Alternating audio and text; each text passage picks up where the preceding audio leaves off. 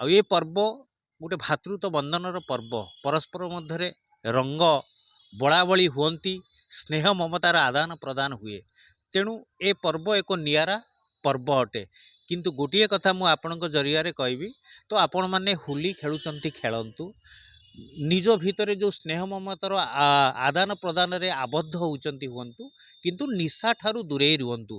कारण निशा शक्त अवस्था जदि आम होली खेलिबा आम जीवन प्रति विपद थाए अघटन घटीपे।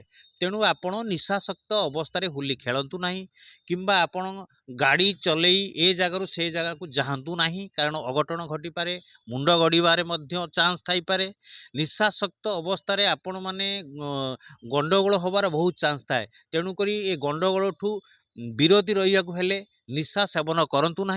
एवं तृतीयत आम जदि देखा निशा सेवन करी किंबा आपणकर नदी तट हो पोखरी हो आपण जलाशय को स्नान करने को जातु ना। कारण आमर जीवन प्रति विपद अच्छी आम जीवन चली जापे। कारण ये जीवन मूल्य बहुत अधिक।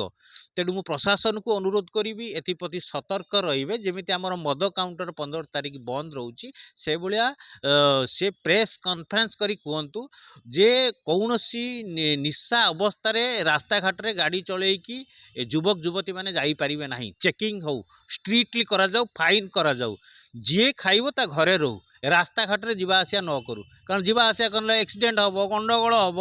तेणुक एथिप्रति से सतर्क रुहतु।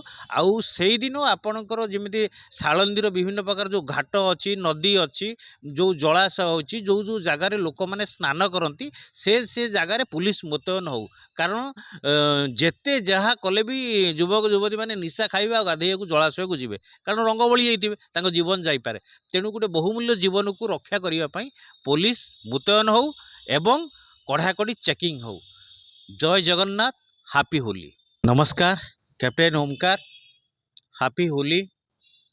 आउ 2 दिन परे आम भारत वर्ष रे सबू हिंदू धर्मर लोक माने आमर रंगर खेल होली पालन करिवे। ये होली पर्व आमर बहु पुरातन प्राचीन पर्व। ए पर्व फाल्गुन मासरे पालन करा जाए। प्रभु राधा कृष्ण को मध्य तांको विमान रे पुरपल्ली सहर जाए आपणकर भ्रमण करा जाए।